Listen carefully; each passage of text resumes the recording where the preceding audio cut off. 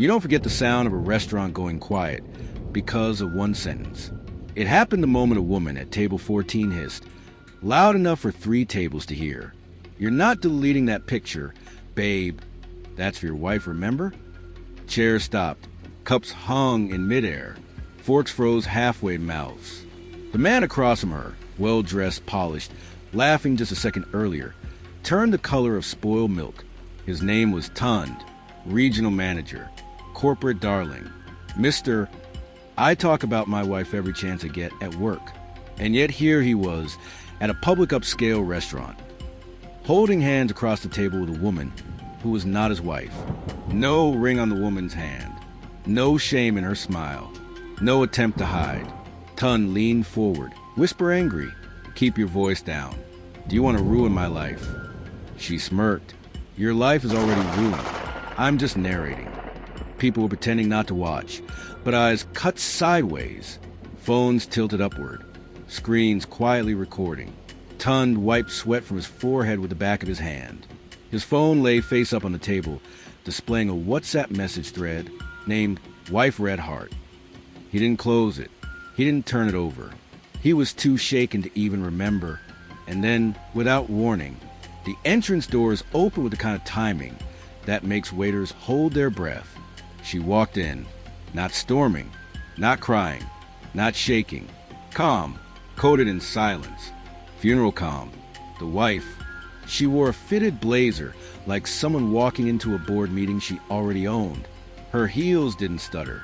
Behind her, a neat man in a gray suit carrying a leather document folder. Tun's chest collapsed. She had not come alone.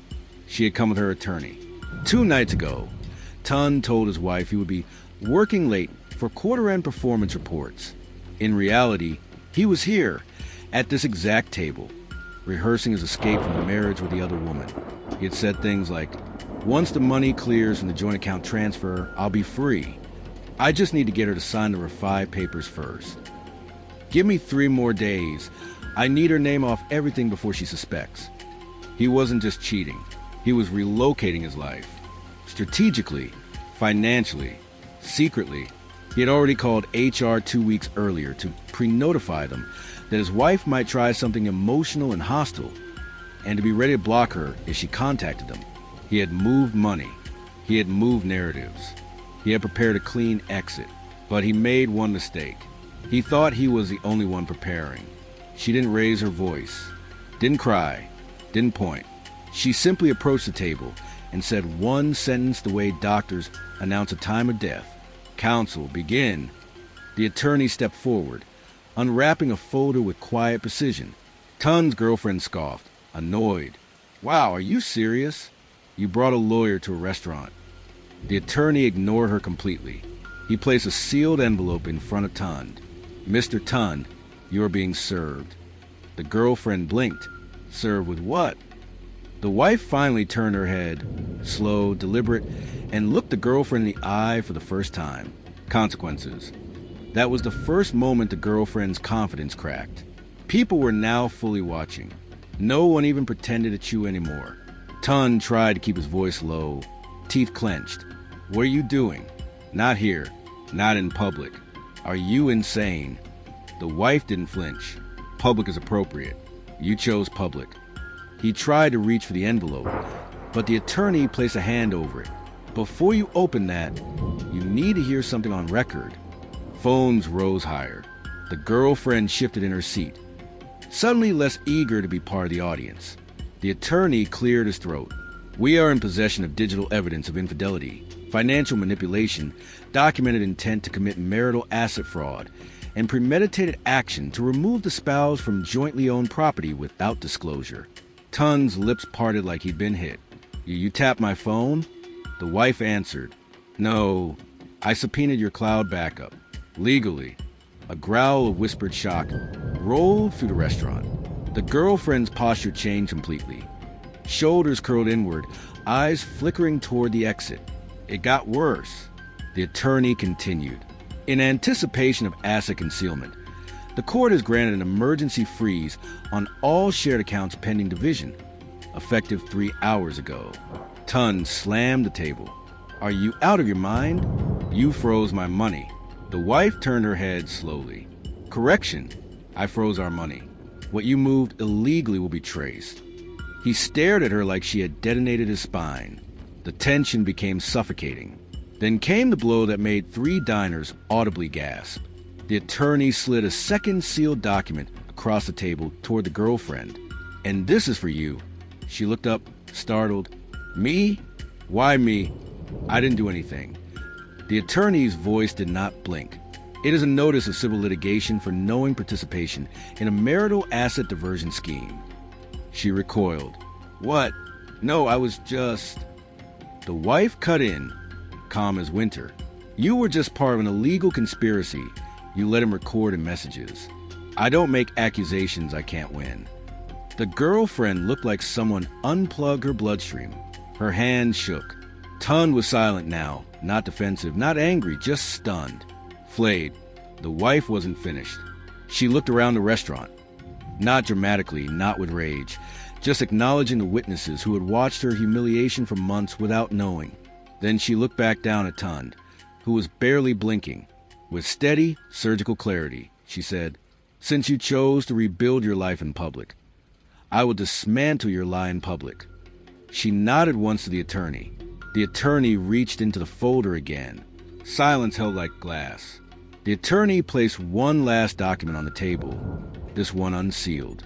"This," he said clearly, "is a full transcript of the WhatsApp conversations between you and your accomplice, backed by cloud retrieval certification. It has already been filed." Tun's lungs emptied. He knew exactly what was inside. Screenshots of him bragging that he would bleed the accounts dry first, that she won't see it coming, that by the time she knows anything, I'll be gone. The girlfriend, pale now, whispered, You told me you were already done with her." The wife turned to her smoothly. "He tells the next woman the same thing about you." That one landed like a blade. The girlfriend recoiled as reality, not romance. Set in, she looked at him now not like a lover, but like someone realizing she had been used. The wife didn't raise her voice. She didn't need to. She simply pulled out her phone and pressed play. It was a screen recording of a video call. Tun's face was visible. On the playback, his voice said, "I just need her to sign the refinance. After that, I'm done with her. The house and the accounts will be mine. Then we start fresh." You could feel the room harden. Even strangers who didn't know them began to look at him with disgust. A man at a nearby table muttered under his breath, "Wow, vile." Someone else whispered, "She's a surgeon," meaning she didn't swing, she cut.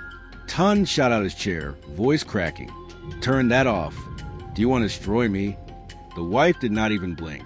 "You destroyed yourself. I am just making record." The attorney folded his hands. "For clarity, you should also know that HR has already received copies. Your employment contract contains a morality clause due to your regional leadership role. The board will review." Ton shook his head violently. "You sent this to my job? Are you insane?" "No," the wife said. "I am thorough." He collapsed back into the chair, shaking. The girlfriend abruptly stood, grabbed her purse, and started backing away.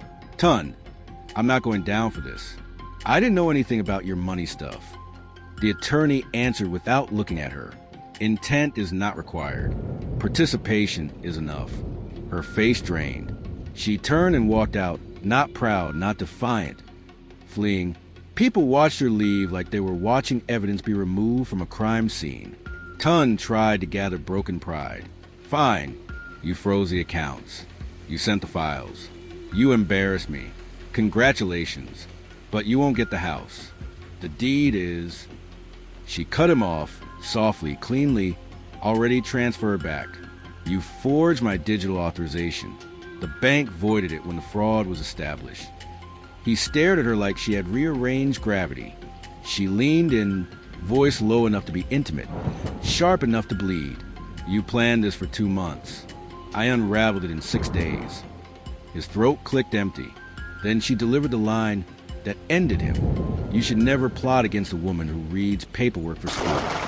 The attorney closed the folder. "Mr. Tund, from this moment forward, do not contact her directly.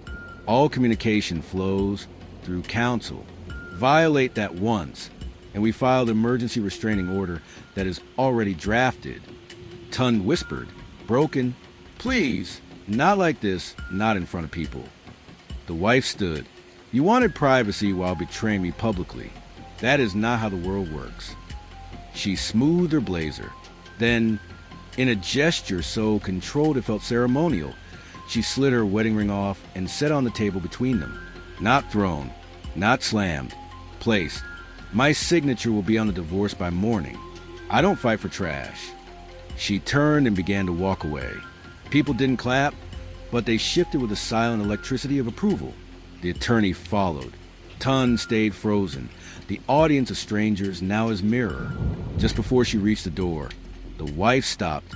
She turned back, not to look at him, but to speak to the entire room. He spent weeks preparing to erase me. I spent 6 days preparing to expose him. Nothing evil dies in secret. It dies in the light. Then she left. The doors closed behind her with the weight of a verdict. Tun sat alone, the ring between his trembling hands, his phone still face up. With his wife's name staring back at him from the screen he once used to betray her. And that was the moment, not when she froze his accounts, not when HR received the file, not when a girlfriend fled, but right there, alone in a full restaurant, that he finally understood he was not the hunter. He was the headline.